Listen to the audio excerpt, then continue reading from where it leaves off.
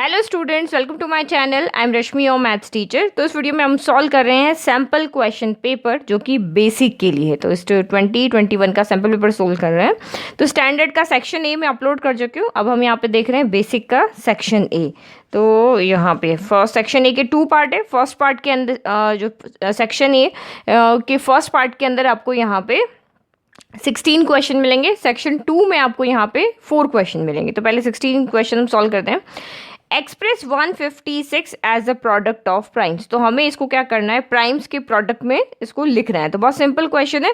156 के आप इस तरह से प्राइम फैक्टर बना लो। तो ये यहाँ पे 2 के टेबल में आया 7 टाइम, 1 बच गया 8 टाइम। फिर 2 के टेबल में आपका ये आया 3 टाइम, 9 टाइम। फिर 3 के टेबल में 1 टाइम, 3 टाइम, और ये हो गया 13 1 टाइम। यानी कि आप यहाँ पे आंसर लिख दोगे 156 के प्रोडक्ट ऑफ प्राइम्स आपका क्या हो गया यहाँ पे 2 इंटू 2 इंटू 3 इंटू 13। तो इस तरह से सॉल्व करके आप इसको लिख देना, आपको पूरे 1 मार्क्स मिल जाएंगे।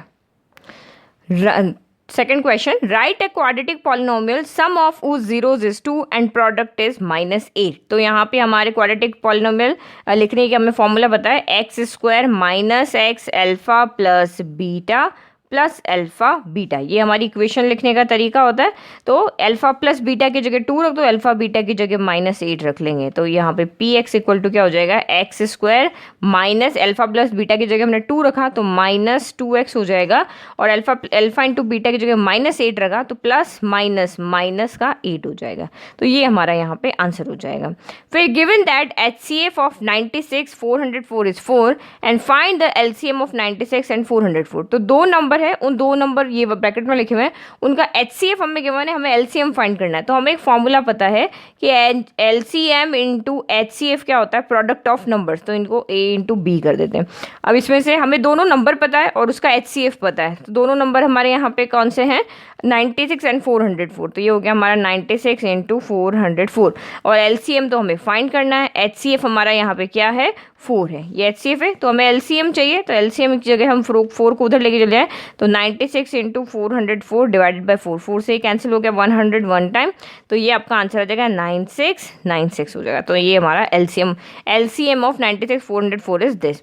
फिर state the fundamental theorem of arithmetic. तो ये हमें यहाँ पे पता है कि every composite number can be expressed as a product of prime and this factorization is unique. तो यहाँ पे इस तरह से हम यहाँ पे प्रोडक्ट बना सकते हैं, और ईच नंबर का फैक्टराइजेशन यहाँ पे यूनिक होता है apart from the other in which the prime factors अकर।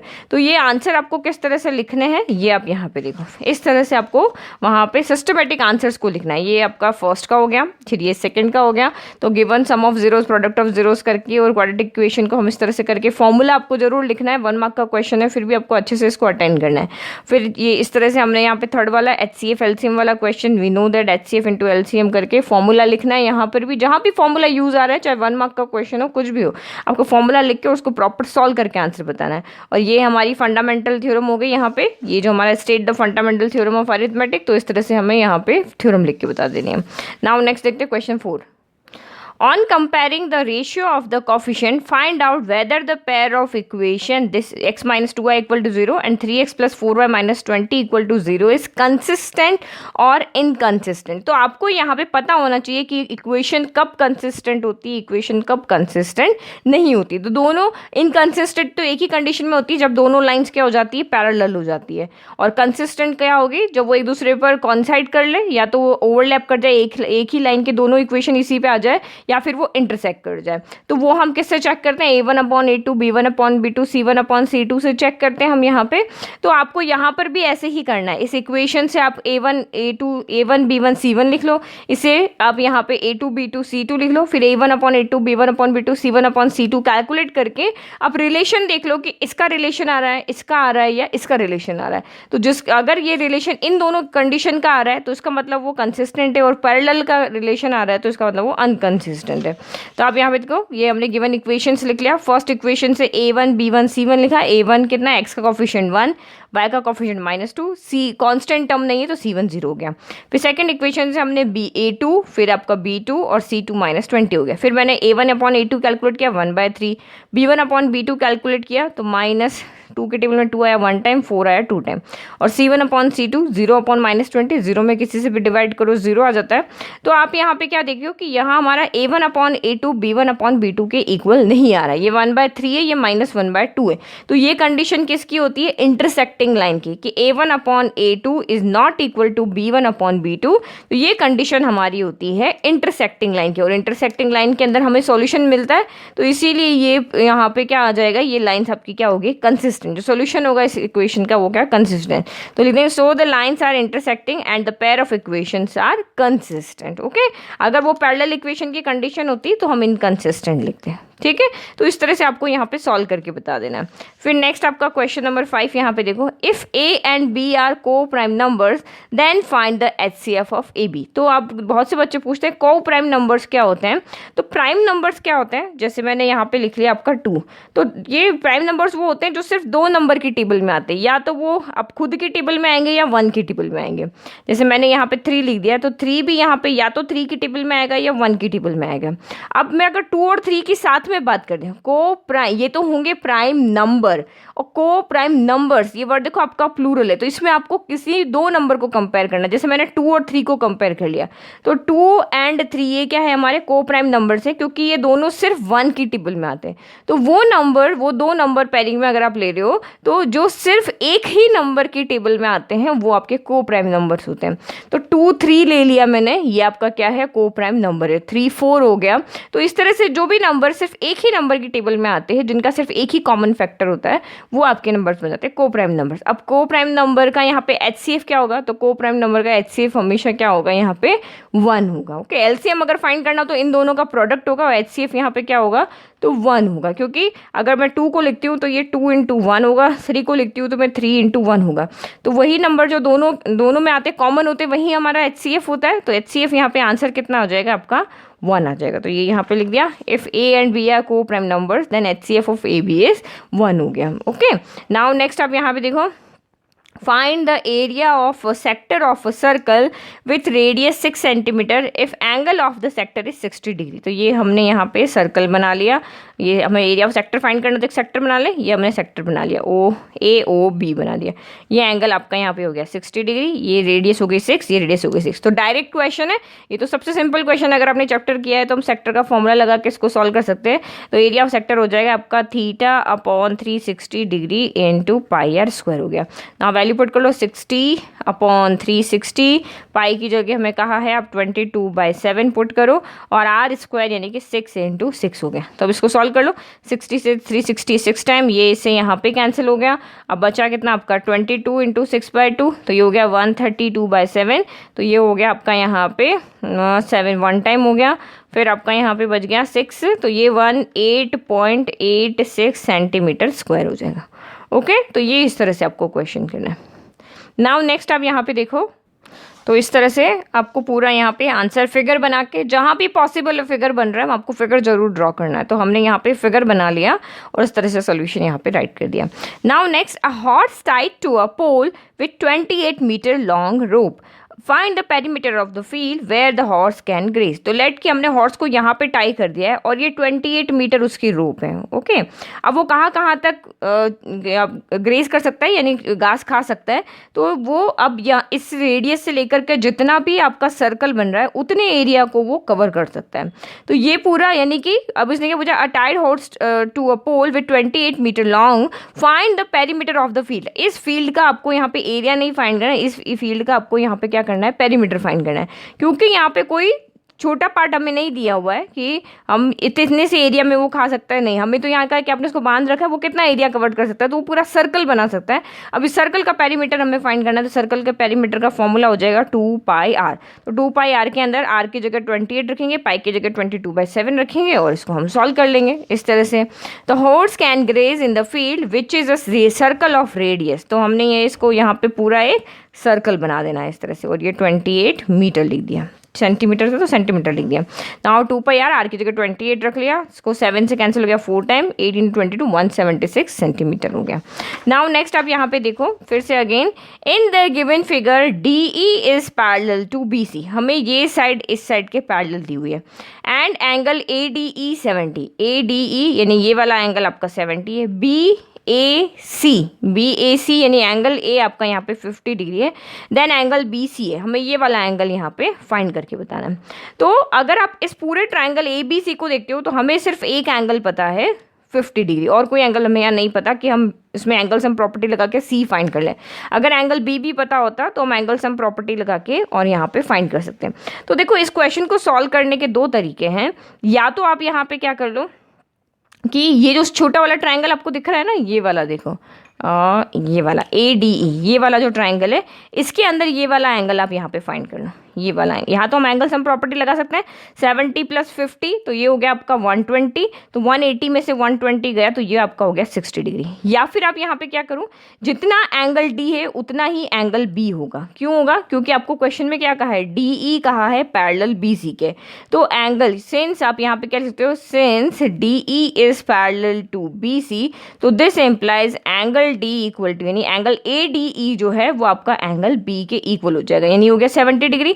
अब आप इसके अंदर एंगल सम प्रॉपर्टी लगा लो। नाउ इन ट्राइंगल ABC, तो अब ये हो गया आपका क्या हो जाएगा, एंगल सम प्रॉपर्टी लगा रहे हैं तो angle A plus angle B plus angle C equal to आपका क्या हो जाएगा 180 डिग्री। तो आप पुट कर लो, एंगल A आपका 50 है, एंगल B आपका 70 डिग्री है, plus angle C equal to आपका हो गया 180 डिग्री।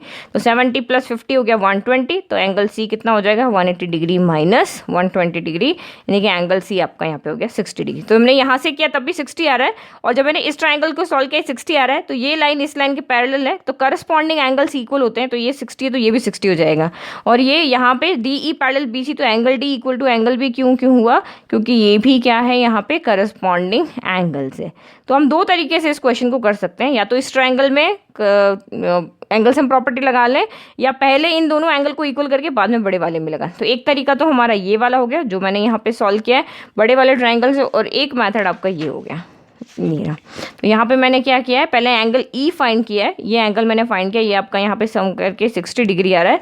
अब DE पैरेलल BC है तो करस्पॉन्डिंग एंगल्स आपके इक्वल होते हैं, तो ये भी 60 है तो ये भी क्या हो जाएगा 60 हो जाएगा। तो इस तरह से आंसर आपको पूरा कंप्लीट आंसर लिख के बताना जिससे आपके मार्क्स कट ना हो।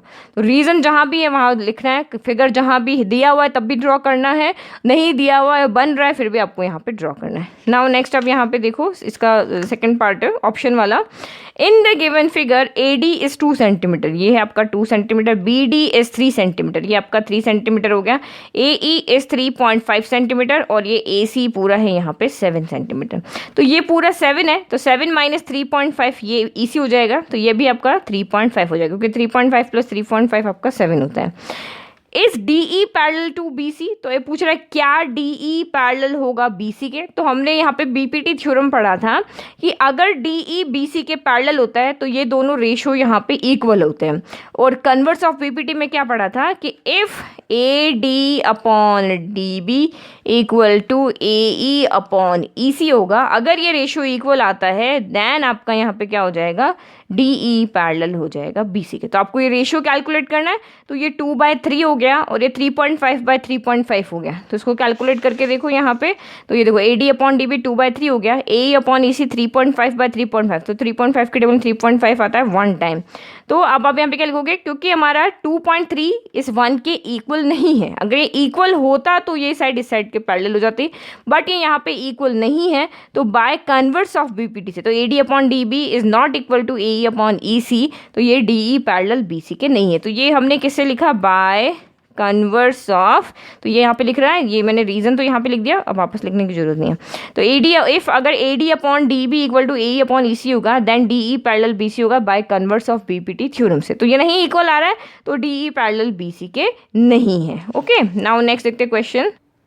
Find the cost of fencing a circular field at the rate of rupees 28 per meter is rupees 5280. Find the radius of the field. तो आपको यहाँ पे क्या कहा है कि किसी एक सर्कुलर फील्ड की, ये सर्कुलर कोई फील्ड है, इसकी फेंसिंग की है। फेंसिंग कहाँ पे होती है? पेरीमीटर पे होती है। एरिया पे थोड़ी ना कोई फेंसिंग होती है, पेरीमीटर पे फेंसिंग होती है। तो इस सर्कल के पेरीमीटर पे फेंसिंग की है, उसका हमें यहाँ पे रेट दिया हुआ है। रेट यहाँ पे क्या है कि पर मीटर का रेट जो है आपका 24 पर मीटर है, 24 रुपीज़ पर मीटर है। और टोटल कॉस्ट जो आपकी यहाँ पे आ रही है वो कितनी आ रही है? 5280 रुपीज़ आ रही है। तो आपको बताना है कि यहाँ पे इस सर्कल का रेडियस कितना है। तो पहले हम यहाँ पे क्या बताएंगे कि इसका पेरीमीटर कितना है, क्योंकि अगर हमें यहाँ पे पेरीमीटर या सरकमफ्रेंस पता होता तो उस सरकमफ्रेंस को जब हम रेट से मल्टीप्लाई करते तो हमारे पास टोटल कॉस्ट आ जाता। जो भी सरकमफ्रेंस है उसको हमने पर रेट से, जैसे आपको यहाँ पे ये क्वेश्चन इस तरह से दिया हुआ है कि 10 पेंसिल का रेट, 10 पेंसिल की रेट जो है वो यहाँ पे 10 पेंसिल आप लेने गए और 10 पेंसिल आपको 10 पेंसिल है, आप यहाँ पे देखो 10 रुपीज़ है एक पेंसिल का रेट और आपने टोटल 50 रुपीज़ दिए हैं। तो अब आपको यहाँ पे बताना है कि एक पेन आपने टोटल कितनी पेंसिल खरीदी। आपको यहाँ पे ये कहा है कि एक पेंसिल का रेट 10 रुपीज़ है और आपने टोटल 50 रुपीज़ पे किए हैं। एक पेंसिल का रेट पता है, आपने 50 रुपीज़ पे किए हैं, तो एक पेंसिल का रेट कितना होगा? तो 1 पेंसिल का रेट आप यहाँ पे क्या हो जाएगा, टोटल रेट के अंदर आप एक पेंसिल के रेट से डिवाइड कर दो, यानी कि आपने 5 पेंसिल खरीदी है, क्योंकि 5 × 10 आपका यहाँ पे क्या होता है 50 होता है। तो सेम यहाँ पे भी आपको जब फाइंड करना है तो आपने टोटल जितना पे किया है उसमें 1 पर रेट से डिवाइड कर दो। जितना आपने पे किया उसको रेट से डिवाइड कर दोगे तो यहाँ पे क्या हो जाएगा, सर्कुलर फील्ड का पेरीमीटर आ जाएगा। ठीक है, और फिर पेरीमीटर से हम रेडियस फाइंड कर सकते हैं। तो आप यहाँ पे देखो इस तरह से आपको आंसर लिखना है। Total cost of fencing a field, ये हमारी रेट है, यानी टोटल हमने इतना पे किया, रेट आपकी कितनी है 24 रुपीज़ है। तो लेंथ ऑफ फेंस आपकी यहाँ पे कितनी हो जाएगी, टोटल कॉस्ट अपॉन रेट हो जाएगा। ओके, तो इसको इस तरह पेंसिल वाले आइडिया से आप ये देखो, मैंने कितनी पेंसिल खरीदी है तो जितनी टोटल मैंने रुपीज़ पे किया उसको एक पेंसिल के रेट से डिवाइड कर दिया, तो मैंने यहाँ पे जितनी पेंसिल खरीदी उतना आ गया। यहाँ पे लेंथ ऑफ क्या आ जाएगा, फेंसिंग आ जाएगा इस तरह से, ये लेंथ ऑफ आपका यहाँ पे सर्कुलर का फेंसिंग आ जाएगा। तो यानी कि यहाँ पे ये जो सरकमफ्रेंस है सर्कल का वो कितना आ रहा है 220 मीटर आ रहा है। जब हम इसको सॉल्व करेंगे तो 220 मीटर आ जाएगा। ओके, तो आप इसको सॉल्व करके देख लो। हम यहाँ पे 12 के टेबल में कैंसिल करते हैं, 2 टाइम हो गया, यहाँ 12 के टेबल से किया 4 टाइम, फिर अगेन 4 टाइम और 0, फिर 2 से ये कैंसिल हो गया तो ये आ गया 220। फिर हमें आंसर यहाँ पे ये नहीं देना, आपको रेडियस फाइंड करना है। तो ये लेंथ ऑफ फेंस आपका क्या होगा, लेंथ ऑफ फेंस आपका यहाँ पे 2πr होगा। सरकमफ्रेंस ऑफ सर्कल 2πr होता है, तो 2πr इक्वल टू आपका यहाँ पे हो गया 220 हो गया। तो अब इसको हमने यहाँ 2 की वैल्यू रखी, पाई की वैल्यू रखी, आर की वैल्यू रखी और उसको सॉल्व कर लिया तो हमारा आंसर आ गया 35 मीटर हो गया। Now next question number 9। तो ये बहुत बड़ा क्वेश्चन है, अगर आप इसको सॉल्व करने जाओगे तो ये 1 मार्क में आया, ये तो मुझे समझ में नहीं आया, क्योंकि ये इसको सॉल्व करने पर ये कम से कम आपका एक पेज आपका भर जाएगा। तो ये आपका सीधा एनसीईआरटी से आया है, ये एक्सरसाइज 9.1 का क्वेश्चन नंबर 2 है। ओके, है सिंपल क्वेश्चन है, तो इसको आप वहाँ से सीधा यूट्यूब पे जाके सर्च करना exercise 9.1 question 2 by maths teacher, तो आपको वहाँ पे दिख जाएगा। इसका आंसर यहाँ पे आ रहा है 8/√3 मीटर आ रहा है।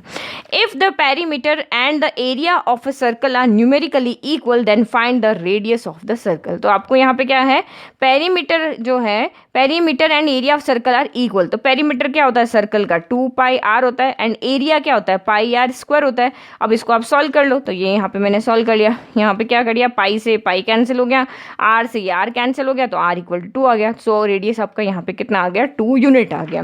Now next, right the empirical relation among mean, median and mode. तो आपको यहाँ पे एम्पेरिकल रिलेशन लिख के बताना है। तो आप यहाँ पे बिल्कुल सिंपल इसको याद रखने का तरीका देखो, मीन, मीडियन, मोड में सबसे ज़्यादा यहाँ पे किसकी वैल्यू होती है, मीडियन की, तो हमने इसको 3 दे दिया। फिर उसके बाद होती है मीन की, तो इसको हमने 2 दे दिया, और मोड सबसे कम होता है तो इसको हमने यहाँ पे 1 दे दिया। तो इस तरह से आप याद रख सकते हो, मीडियन सबसे बड़ा होता है, देन मीन होता है, देन मोड होता है। तो हमने 3, 2, 1 कर दिया। अब हमें पता है 3 = या फिर 3 = आप 2 + 1 लिख सकते हो, या जो बुक में लिखा हुआ उसके अकॉर्डिंग हमारा होता है 1 = 3 - 2। 3 - 2 = 1 होता है। अब 1 की जगह वैल्यू रख लो, तो ये हो गया आपका मोड = 3 × मीडियन, क्योंकि 1 × मोड तो मोड हो जाएगा, 3 × मीडियन -2 मीन हो गया। तो ये याद करने का तरीका। फिर to divide a line segment BC internally in the ratio 3:5, we draw a ray BX such that क्योंकि CBX is an acute angle, तो हमने एक रे दी हुई है, हमें इसको BC दी हुई है, इसको हमें 3:5 रेशियो में डिवाइड करना है। तो उसको डिवाइड करने के दो मेथड थे, एक तो हम इधर भी रे बनाते थे और इधर भी रे बनाते थे, बट आपको यहाँ पे कहा है कि वी ड्रॉ अ रे BX, तो हमें सिर्फ एक रे हमने यहाँ बनाई है, is that CBX is an acute angle, सिर्फ एक ही रे हमने यहाँ ड्रॉ किया। What will be the minimum number of points to be located at equal distances on the ray BA? तो ये दूसरा वाला मेथड है। तो यहाँ पे हम क्या करते हैं, इन दोनों का सम करके और हम इतने आर्क यहाँ पे ड्रॉ करते हैं। तो यहाँ पे हम टोटल कितने आर्क ड्रॉ करेंगे, 8 आर्क ड्रॉ करेंगे। तो इसका आंसर आपका यहाँ पे क्या हो जाएगा, 8 आंसर हो जाएगा। तो इस तरह से आपको यहाँ पे आंसर लिखना है। ये देखो, ये The minimum number of points to be located at equal distances on ray BX is 8। तो यहाँ आंसर आपका क्या हो गया, 8। ये एम्पिरिकल रिलेशन हो गया। Now 13, for what value of p does the pair of equation 4x plus py plus 8 equal to 0 and 2x plus 2y plus 2 equal to 0 has unique solution? तो यूनिक सोल्यूशन के लिए आपको condition याद होनी चाहिए। Unique solution के लिए a1 upon a2 is not equal to b1 upon b2 होता है। ये कंडीशन याद है तो आप इजीली, तो ये आपका a1 हो गया 4, ये b1 हो गया आपका यहाँ पे p और c1 हो गया 8, फिर यहाँ से a2 हो गया 2, b2 हो गया 2 और c2 भी हो गया 2। तो वैल्यू पुट करके इसको सॉल्व करके देख लो। सेम इक्वेशन लिख लिया हमने, यहाँ से कोफिशिएंट लिख लिए, फिर हमने ए, क्योंकि हमें पता है यूनिक के लिए a1 upon a2 is not equal to b1 upon b2 होता है, तो a1 upon a2 4 upon 2 is not equal to p upon 2 हो गया। तो p यहीं रखा, 2 को इधर ले गए, तो 4 इंटू 2/2, 2 से 2 कैंसिल हो गया। तो इसका मतलब p की वैल्यू 4 नहीं होनी चाहिए, बाकी p की वैल्यू कोई भी हो सकती है, तब आपका ये यूनिक सॉल्यूशन की कंडीशन फुलफिल हो जाएगी। तो अगर, क्योंकि देखो p की जगह मैंने 4 रख दिया, तो ये दोनों नॉट इक्वल नहीं रहेंगे, ये इक्वल हो जाएंगे। तो therefore for the real values of p except 4 की p पे कोई भी वैल्यू आप रख सकते हो, बट 4 नहीं रखना है। The given pair of equation have a unique solution. Now next, what type of straight lines will be represented by the system of equation? तो 3 टाइप की लाइंस होती है हमारे पास, एक तो इंटरसेक्टिंग लाइन होती है, एक पैरेलल लाइन होती है, कॉइंसाइड करती है, दोनों लाइन की एक ही इक्वेशन होती है। तो ये इसके लिए भी आपको कंडीशन यहाँ पे याद रखनी है कि a1 upon a2 is not equal to b1 upon b2 हुआ, तो इंटरसेक्टिंग लाइन हो जाएगी। तो यहाँ से हम जब भी इस तरह से आपको चेक करना है, तो a1 upon a2, b1 upon b2 और c1 अपॉन c2 आप पहले कैलकुलेट कर लो, फिर उसे कंडीशन देखो। तो यहाँ पे देखो सेम इक्वेशन हमने लिख लिया, a1 b1 c1 लिख लिया, a2 b2 c2 लिख लिया, फिर हमने a1 अपॉन a2 कैलकुलेट किया 1/2 आ रहा है, फिर b1 अपॉन b2 कैलकुलेट किया 3/6, यानी कि ये 2 के टेबल में 1 टाइम, 2 के टेबल में 2 टाइम, ये 3 के टेबल में 1 टाइम, 3 के टेबल में 2 टाइम, c1 अपॉन c2 आपका 5/7 हो गया। तो हम यहाँ पे क्या देख रहे हैं, a1 अपॉन a2 और b1 अपॉन b2 तो इक्वल है, बट ये दोनों c1 अपॉन c2 के इक्वल नहीं है। तो ये 1/2 equal to 1/2 but is not equal to 5/7 है। तो ये कंडीशन आपको याद होनी चाहिए। ये कंडीशन आपकी किसकी है, पैरेलल लाइन की कंडीशन। पैरेलल लाइन की कंडीशन क्या होती है कि ये a1 अपॉन a2 और b1 अपॉन b2 तो आपस में इक्वल होंगे, बट ये दोनों c1 अपॉन c2 के इक्वल नहीं होंगे। तो इसका मतलब ये दोनों इक्वेशन है, ये किसको रिप्रेजेंट कर रही है, पैरेलल लाइंस को रिप्रेजेंट कर रही है। तो so the given system of linear equation will represent a parallel lines. Okay, now next, a bag contains 3 red balls and 5 black balls. A ball is drawn at random from the bag. तो ये आपका एक bag है, इसके अंदर यहाँ पे 3 red balls है और इसको यहाँ पे हम रेड बॉल से करते हैं। ये 3 आपकी यहाँ पे क्या है, रेड बॉल से। सिंपल क्वेश्चन है, ये भी प्रोबेबिलिटी में से आपका है। और यहाँ पे 5 ब्लैक बॉल्स है, 1 2 3 4 5 ब्लैक बॉल्स है। A ball is drawn at random from the bag, what is the probability that the ball drawn is red? अब इसमें से रेड बॉल आने की क्या प्रोबेबिलिटी होगी?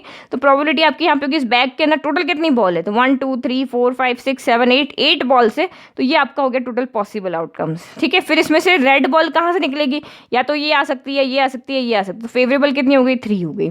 तो favourable outcome divide by possible outcome, तो 3/8 आपका यहाँ पे आंसर आ रहा है। तो ये आपका यहाँ देखो इस तरह से आंसर लिखना है। Number of red balls 3, number of black balls आपकी 5 हो गई। टोटल नंबर ऑफ बॉल्स जो होगी वो आपकी फेवरेबल टोटल पॉसिबल आउटकम्स हो जाएगा। तो प्रोबेबिलिटी ऑफ रेड बॉल्स क्या हो जाएगा, number of red balls divided by total number of balls. तो ये हो गया 3/8 आ गया। नाउ नेक्स्ट इसका ऑप्शन में एक और है, अ डाई इज थ्रोन वंस। एक डाई को आपने थ्रो किया, सिर्फ एक बार। तो एक डाइस पे टोटल कितने नंबर होते हैं, 1 होता है, देन 2 होता है, 3, 4, 5 और 6। तो टोटल एक डाई को एक बार थ्रो किया तो 6 टोटल पॉसिबल आउटकम्स आपके यहाँ से कितने हो जाएंगे, ओनली 6। 2 टाइम थ्रो करते हैं तो 36 हो जाते हैं। तो what is the probability of getting a prime number, तो इनमें से प्राइम नंबर कौन कौन से हैं, 2 हमारा प्राइम नंबर है, 3 हमारा प्राइम नंबर है, 5 हमारा यहाँ प्राइम नंबर है। क्योंकि ये सिर्फ 2 नंबर की टेबल में आते हैं, या तो 2 की या 1 की, या तो खुद की टेबल में आते हैं या 1 की। तो यहाँ पे प्रोबेबिलिटी कितनी हो जाएगी, तो यहाँ पे फेवरेबल आउटकम्स कितने हो गए, 1, 2, 3, ओनली 3। और टोटल पॉसिबल आउटकम्स कितने हो गए यहाँ पे 6। तो 3 की टेबल 3 है 1 टाइम, 6 है आपका 2 टाइम। ओके, तो यहाँ पे भी इसी तरह से आंसर लिखेंगे। Total number of possible outcome 6, total there are 3 prime numbers 2, 3 और 5। तो यहाँ पे आप आगे और लिख लो, चाहे 1, 2, 3, 4, 5, 6, ये 6 नंबर हमारे डाइस पे आते हैं। तो getting a prime number, total favourable outcomes divided by total possible outcomes, 3 की टेबल 3 है 1 टाइम, 6 है 2 टाइम। ये हमारा यहाँ पे आंसर हो गया। नाउ नेक्स्ट देखते हैं हम यहाँ पे 15 अ टावर स्टैंड्स। अब ये आपका आया है 9th चैप्टर में से, ये इसमें भी क्वेश्चन मिलेगा आपको और लास्ट बी पार्ट में मिलेगा 5 मार्क का question. A tower stand vertically on the ground, ये टावर हमारा यहाँ पे खड़ा हुआ है, इसको हमने ए बी नेम कर दिया। Okay, from a point on the ground which is 15 metre away from the foot of the tower. तो कोई एक पॉइंट लेना है ग्राउंड पे, बट उसकी कंडीशन क्या दी है कि वो ग्राउंड पे इस टावर के पॉइंट से, फुट से वो कितनी दूर है, 15 मीटर की डिस्टेंस पे। ठीक है, from a point on the ground which is 15 metre away from the foot of the tower. तो फुट ऑफ द टावर ये रहा, यहाँ से 15 मीटर डिस्टेंस पे ये रहा। The angle of elevation of the top of the tower is found to be 60 degree. तो angle of elevation मतलब नीचे से ऊपर की तरफ देख रहे हैं, और हमेशा एंगल कहाँ बनता है, एलिवेशन नीचे की तरफ। तो ये एंगल ऑफ एलिवेशन हो गया। Find the height of the tower, और ये हमें यहाँ पे फाइंड करना है। तो इस तरह से क्वेश्चन को रीड करके और आपको फिगर बनाना है।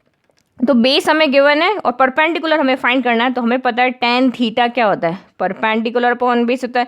या तो आप ये लिख सकते हो या फिर आप कॉट थीटा लिख सकते हो। कॉट थीटा क्या होता है, बेस अपॉन परपेंडिकुलर होता है।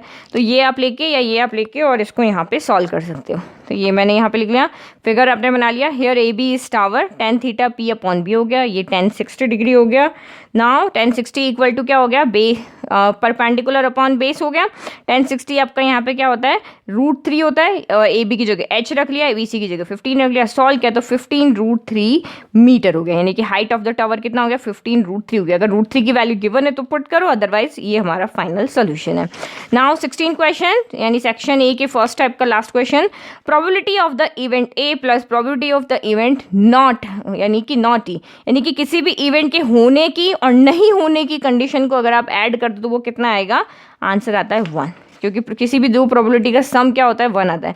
तो किसी भी इवेंट के, या तो वो इवेंट की कंडीशन या तो वो हो रहा होगा या वो नहीं हो रहा होगा। तो हो रहा प्लस नहीं हो रहा इक्वल टू 1। नाउ सेक्शन 2, यानी कि अब इसमें आपको टोटल मिलेंगे 4 क्वेश्चन, और चारों के चारों कंपलसरी हैं। और ईच पार्ट के, यानी अगर मैं 17 क्वेश्चन को देखती हूँ तो इसके टोटल यहाँ पे 5 सब पार्ट आपको मिलेंगे। 1 2 3 4 5 सब पार्ट मिलेंगे, ए बी सी और ये डी हो गया और ये ई हो गया। तो इन 5 में से आपको ओनली 4 सब पार्ट करना है। तो इसके लिए आपको पैनिक नहीं होना है। आप बिना केस स्टडी को देखे हुए और सीधा अगर आप क्वेश्चन करने लग जाओगे ना, तब भी आपके 2-3 क्वेश्चन तो इजीली सॉल्व हो जाएंगे। कि मुझे केस स्टडी पढ़ने में प्रॉब्लम हो रहा है, इतना कौन पढ़ेगा। तो सिंपल आप यहाँ पे बिना उसको देखे हुए भी यहाँ पे क्वेश्चन को सॉल्व कर सकते हो। देखो यहाँ पे, how much cloth material will be required to cover 2 big domes. तो हमें पता है, हमने जब चैप्टर सॉल्व किया हमने डोम्स पढ़ा। डोम्स हमारा कौन से शेप का होता है, ये हेमीस्फेरिकल शेप को हम डोम्स कहते हैं। तो ये फिगर के अंदर अगर आप यहाँ देखोगे तो ये आपके यहाँ पे क्या है, 2 डोम है। ठीक है, तो बिना देखे मैंने डोम के यहाँ पे आइडिया लगा लिया कि डोम हमारे क्या होते हैं, हेमीस्फेरिकल शेप होते हैं। तो how much cloth material will be required. अब इस डोम को हमें यहाँ पे क्या करना है, कवर करना है ऊपर से। तो 2 डोम है यहाँ पे और रेडियस आपको यहाँ पे दी हुई। तो आपको कितना मटेरियल चाहिएगा, तो आप यहाँ पे क्या फाइंड करोगे, कर्व्ड सरफेस एरिया फाइंड करोगे। क्योंकि हम इसको ऊपर से कवर करेंगे, नीचे से थोड़ी ना कवर करेंगे, ओनली ऊपर से आपको इसको कवर करना है। तो ये आपका यहाँ पे इसको किस तरह से सॉल्व करेंगे, 2 डोम है तो 2 into curved surface area, curved surface area of hemisphere. तो ये आपको पूरा यहाँ पे फॉर्मूला याद होना चाहिए। तो कर्व्ड सरफेस एरिया यानी हेमीस्फेयर का कितना हो जाता है, 2πr² हो गया। तो इसको हम सॉल्व कर लेंगे, हमारा आंसर आ जाएगा। हमने नहीं केस स्टडी पढ़ा तब भी हमारा क्वेश्चन हो गया। तो ये देखो इस तरह से। तो cloth material required, we know that dome in the, क्योंकि ये तो सारा सॉल्व करने की जरूरत नहीं है आपको, तो बस यहाँ पे सॉल्व करना है क्योंकि ये ऑब्जेक्टिव क्वेश्चन है। तो बस आपको टिक कर लेना है, इनको सॉल्व नहीं करना है आपको, सिर्फ यहाँ पे रफ में सॉल्व करना है। जो भी आपका आंसर है वो डायरेक्ट आपको लिख देना है। तो 2 इंटू 2πr², तो 2 इंटू फिर 2 पाई की जगह 22/7, आर की जगह 2.5 मैंने रख दिया। तो अब आप इसको सॉल्व कर लो, डेसिमल हटाया डिवाइड में 10 आ गया, डेसिमल हटाया डिवाइड में 10 आ गया। 7 तो वैसे भी आपका कैंसिल होने वाला नहीं है, ये 5 की टेबल में 2 टाइम आया, ये 5 टाइम आया, ये आपके 2 टाइम आया, ये 5 टाइम आया, इन दोनों 2 से ये दोनों 2 यहाँ पे कैंसिल हो गए। तो अब जब आप इसको सॉल्व करोगे तो ये आंसर यहाँ पे आ जाएगा। ओके, फिर नेक्स्ट आप write the formula to find the volume of a cylindrical pillar. तो सिलेंड्रिकल पिलर, अब आपको यहाँ पे देखने की जरूरत नहीं सिलेंड्रिकल पिलर यहाँ पे कहाँ है, तो आपको पता है सिलेंडर के वॉल्यूम का फॉर्मूला क्या होता है, तो सिलेंडर के वॉल्यूम का फॉर्मूला होता है πr²। तो मैंने नहीं यहाँ पे केस स्टडी को नहीं पढ़ा, फिर भी मैंने क्वेश्चन को यहाँ पे सॉल्व कर लिया। फिर find the lateral surface area of 2 pillars if the height, तो ये मैं यहाँ पे एक पिलर बना लेती हूँ, मुझे 2 पिलर का फाइंड करना है। ये मैंने लेटरल, इसका मुझे क्या फाइंड करना है, लेटरल सरफेस एरिया फाइंड करना है। इसका हाइट है आपका 7 मीटर, ये तो है इसकी हाइट, एंड रेडियस जो है इसकी बेस की वो कितनी है 1.4 मीटर। तो इसका लेटरल सरफेस एरिया क्या होता है 2πrh होता है सिलेंडर का, ये फॉर्मूला होता है, और 2 का निकालना है इसलिए 2 से मल्टीप्लाई कर दो। तो मुझे नहीं पढ़ना पड़ा यहाँ पे कुछ भी, तो ये हमारा यहाँ पे हो गया lateral surface area 2 into 2πrh, इसकी वैल्यू को रखा, डेसिमल हटाया, 2 रखा, 2 इंटू 2 ये 4 हो गया, पाई 22/7 हो गया, आर 1.4 हो गया, एच हो गया। तो डेसिमल हटा के हमने डिवाइड बाई 10 कर दिया। 7 के टेबल में 14 आ गया आपका यहाँ पे 2 टाइम। तो जब इसको सॉल्व करेंगे तो ये आंसर आपका यहाँ पे आ जाएगा।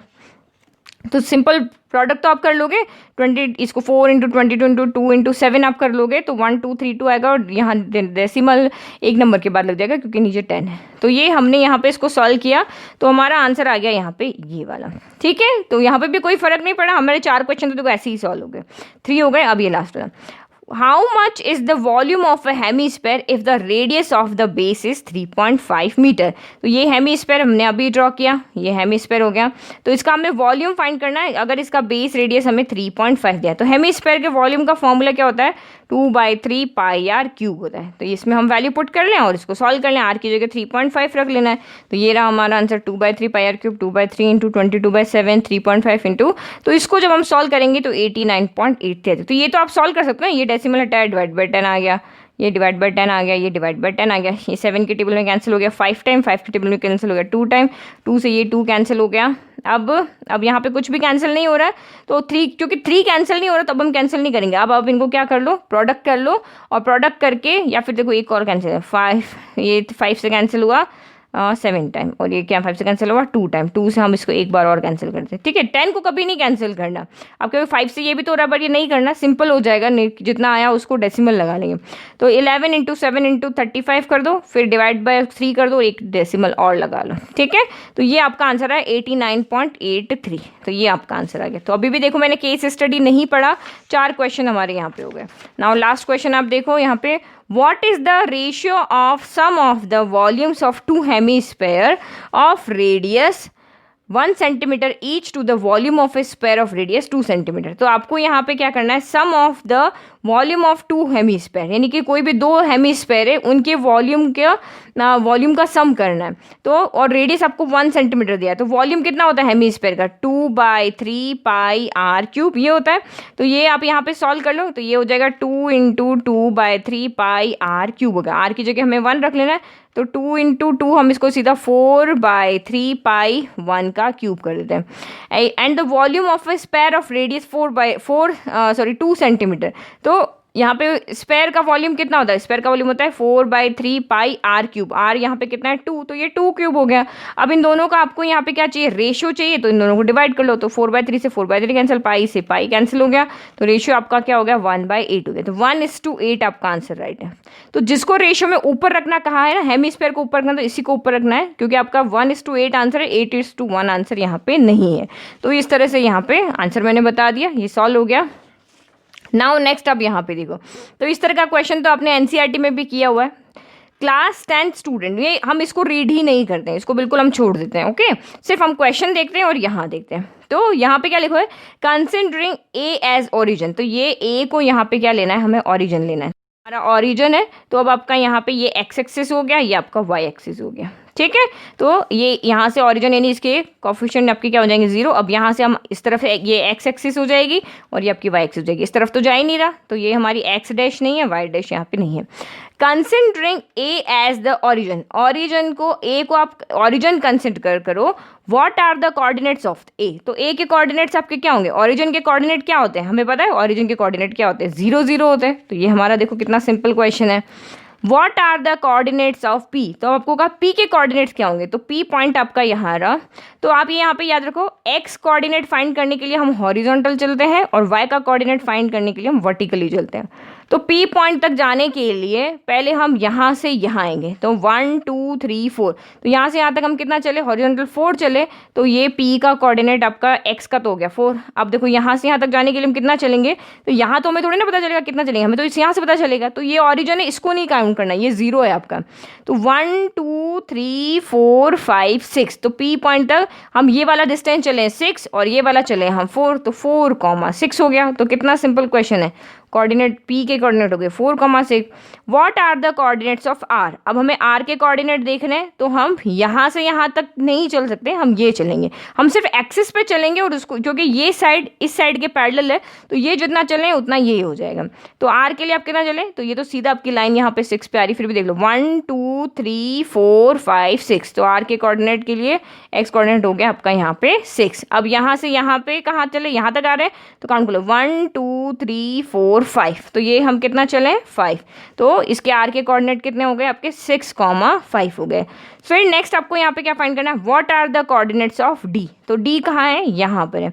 तो अब डी के लिए हम वर्टिकल नहीं चलेंगे क्योंकि ये एक्स एक्सिस का पॉइंट है, तो क्योंकि सिर्फ हम यहाँ पे हॉरिजॉन्टल चलेंगे। तो देखो 1 2 3 4 5 6 7 8 9 10 11 13 14 15 16, तो ये एक्स कोऑर्डिनेट तो हो गया आपका 16, और ऊपर तो हम चल ही नहीं रहे, वर्टिकल तो चल ही नहीं, तो वाई कोऑर्डिनेट एक्सिस पे कोई भी, अगर एक्स एक्सिस पे कोई पॉइंट है तो वाई कोऑर्डिनेट 0 होगा, वाई एक्सिस पे कोई पॉइंट है तो उसका एक्स कोऑर्डिनेट 0 होगा। तो इसका आंसर यहाँ पे क्या हो गया 16, 0 हो गया। तो आपने पढ़ा केस स्टडी, बिना पढ़े हो गया ना solve. What are the coordinates of P if D is taken as the origin, तो इसने कहा है P के क्या कोऑर्डिनेट हो गए अगर हम D को यहाँ पे ऑरिजिन ले ले रहे हैं, तो ये हमने इस तरह से ले लिया। अब हमारा D यहाँ पे ऑरिजिन है, तो अब D से इधर, D से जो भी इधर आएगा वो आपका यहाँ पे क्या होगा इस तरह से, ये सारे होंगे, ये वाली एक्सिस हो गई पॉजिटिव, ये वाली एक्सिस आपकी यहाँ पे क्या हो जाएगी नेगेटिव। ये डीप कोऑर्डिनेट यहाँ आ गया ना, तो यहाँ पे आएंगे -1 -2 -3, इस तरह से आएगा, यहाँ आएगा 1, यहाँ पे आएगा 3 2, यहाँ 3। तो पी के कोऑर्डिनेट आपके यहाँ से कितना हो जाएगा, तो अब हम चलेंगे बट आपका नेगेटिव साइन आएगा। तो पी कोऑर्डिनेट जाने देखो कितना काउंट होगा, 1 2 3 4 5 6 7 8 9 10 11 12, तो पी के कोऑर्डिनेट आपके यहाँ पे कितने हो जाएंगे 12, लेकिन नेगेटिव का होगा क्योंकि हम इस तरफ चल रहे हैं, इस तरफ नहीं चल रहे। अगर हम राइट साइड चलते हैं तो पॉजिटिव होते हैं, अगर हम लेफ्ट साइड चल रहे हैं तो नेगेटिव होते हैं। अब वाई के लिए कितना चले, तो वाई के लिए आप यहाँ से काउंट करो, ये हम यहाँ से यहाँ तक इस ट्री तक काउंट करना है 1 2 3 4 5 6, तो यहाँ से पहले जितना चले थे उतना ही, तो ये इसके कोऑर्डिनेट हो गए -12, 6, तो इसका बी आंसर राइट है। ठीक है, तो बिना रीड किए, बिना हम कंडीशन को पढ़े हुए सिर्फ क्वेश्चन को देख के हमने इसको पूरा सॉल्व कर लिया, तो कोई आपको प्रॉब्लम नहीं है, इजीली हम इसको सॉल्व कर पा रहे हैं। तो इसमें कोई आपको टेंशन लेने की जरूरत नहीं, केस स्टडी से रिलेटेड कैसे क्वेश्चन आएंगे इजीली, आप 3 पार्ट तो उसके इजीली सॉल्व कर लोगे बिना उस केस स्टडी को रीड किए। नाउ नेक्स्ट आप यहाँ पे देखो 19, ये आपको यहाँ पे क्या दिख रहा है, काइट दिख रही है आपको यहाँ पे, तो ये काइट है। तो राहुल स्टडिंग इन 10th standard, he is making a kite to fly it on Sunday, few questions come to his mind while making the kite. ठीक है, now Rahul tied the stick at what angle to each other, तो आप यहाँ पे देखो ये दोनों stick है एक दूसरे के परपेंडिकुलर है, एक स्टिक ऐसे है एक स्टिक ऐसे है, तो यहाँ पे कितने डिग्री के एंगल बन रहे हैं 90 डिग्री के। तो यहाँ पे उसने स्टिक को इस तरह से रखा है कि एंगल यहाँ पे कितने डिग्री का बन रहा है 90 डिग्री का एंगल बन रहा है। Which is the correct similarity criteria applicable for similar triangles at the upper part of this kite? तो इस काइट के अपर पार्ट में ये दोनों ट्राइंगल है, तो यहाँ पे कौन सा सिमिलरिटी क्राइटेरिया लग रहा है, तो आप अगर यहाँ पे देखोगे तो देखो RHS सिमिलरिटी क्राइटेरिया नहीं होता है, RHS तो आपका कॉन्ग्रुएंस रूल होता है।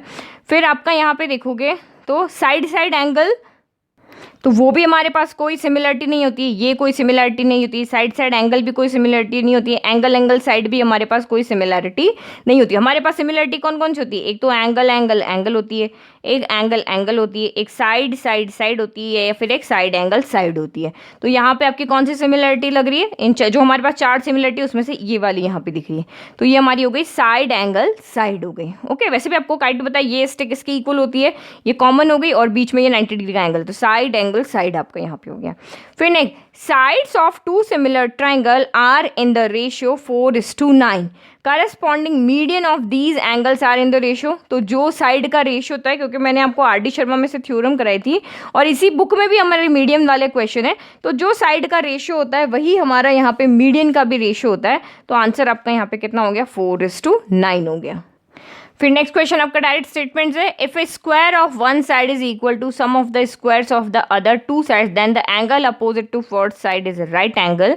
तो इसका कहने का मतलब यहाँ पे क्या है कि AC square equal to AB square plus BC square है। तो इसका मतलब यहाँ पे ये हो गया कन्वर्स ऑफ BPT थ्योरम हो गया।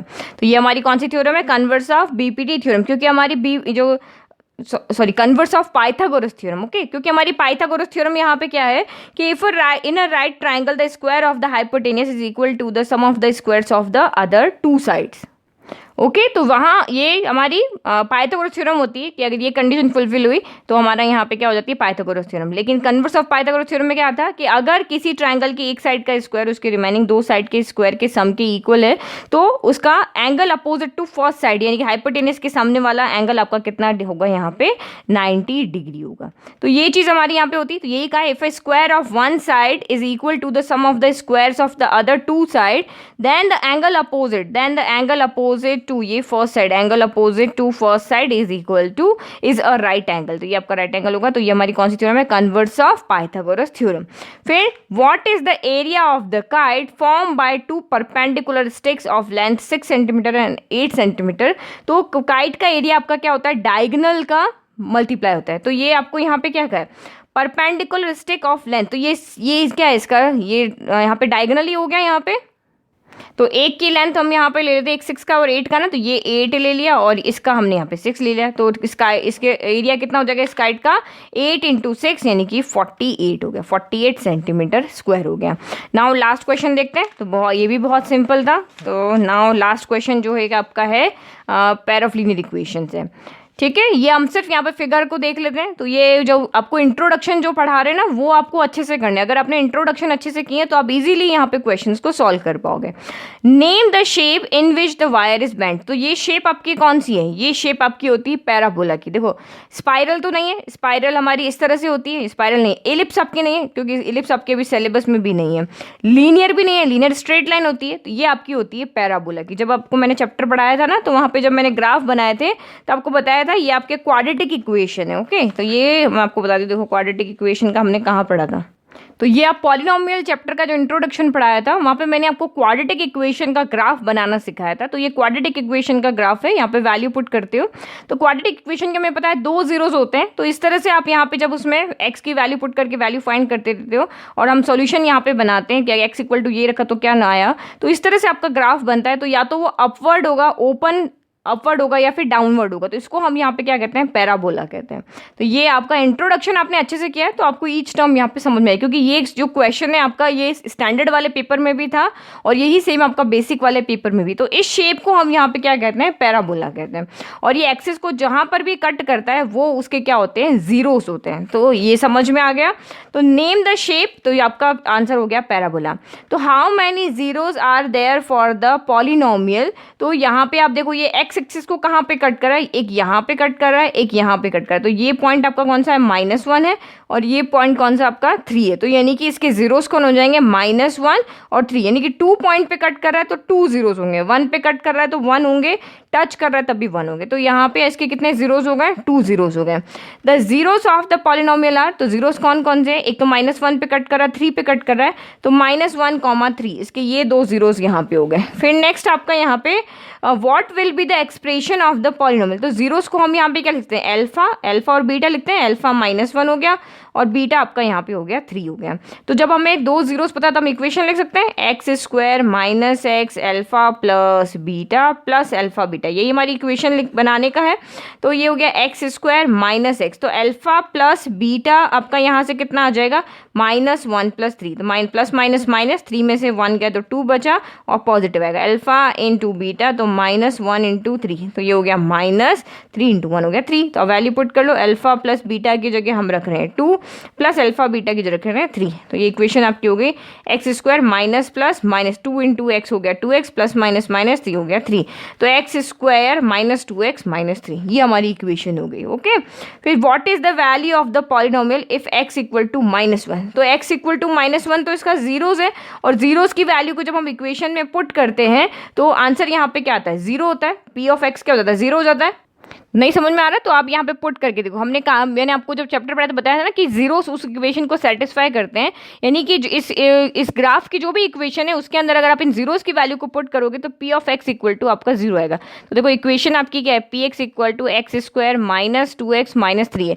अब मैं यहाँ पे x की जगह पे -1 पुट कर देती हूँ, तो ये हो गया मेरा -1 का स्क्वायर, फिर -2x की जगह रखा -1 और ये 3 हो गया, तो -1 का स्क्वायर हो गया 1, माइनस माइनस प्लस 2 इंटू 1 2 और ये -3, तो 2 + 1 हो गया 3, 3 - 3 हो गया 0, तो आंसर आपका यहाँ पे क्या हो गया 0। तो बहुत सिंपल क्वेश्चन थे, अगर आपने बेसिक और स्टैंडर्ड इन दोनों सैम्पल पेपर को ही सॉल्व कर लिया तो भी आपको लग जाएगा केस स्टडी यहाँ पे कुछ भी नहीं है, क्योंकि टफ पार्ट जो होता है वो आपका होता है मैक्सिमम मार्क्स है। 1 मार्क के क्वेश्चन में ऐसा क्या पूछ लेंगे कि यहाँ पे कुछ हो जाएगा। ओके, और अगर एक कोई आपको क्वेश्चन नहीं भी आया तो उसमें आप यहाँ पे कोई प्रॉब्लम नहीं, क्योंकि एक बड़ा नंबर का जब क्वेश्चन छूटता है तो बहुत लगता है कि हमारा बहुत ज़्यादा नंबर चला गया, बट यहाँ पे आपको ऐसा कुछ नहीं लगेगा। टोटल 16 क्वेश्चन आपके सेक्शन ए के अंदर है, फर्स्ट सेक्शन में, सेक्शन सेकंड के अंदर भी आपके यहाँ पे 16 क्वेश्चन है जो कि इन 4 क्वेश्चन के अंदर है। तो मुझे नहीं लगता आपको केस स्टडी से रिलेटेड कोई प्रॉब्लम आनी चाहिए। इस तरह के क्वेश्चन को आप प्रैक्टिस करो, इस तरह के क्वेश्चन हम सेक्शन ए के लिए ही प्रिपेयर करें, क्योंकि ये सारे क्वेश्चन भी अपने आप में वैसे देखा है तो इंडिविजुअली है, तो इसमें से हम मोस्टली क्वेश्चन जो है वो बिना इसको रीड किए भी सॉल्व कर सकते हैं। तो आई होप आपको सेक्शन है अच्छे से समझ में आया। अगर अभी भी किसी भी क्वेश्चन में डाउट है तो प्लीज़ कमेंट बॉक्स में कमेंट करें, और अगर आपको इन सब के आंसर नोट करने तो ये भी आप एक बार नोट कर लो। ये 18 के हैं आंसर, फिर ये आपके 19 के हैं और ये आपके हैं 20 के। तो वीडियो पॉज करके और आप स्क्रीनशॉट लेके और इसको नोट डाउन कर सकते हो। Thank you.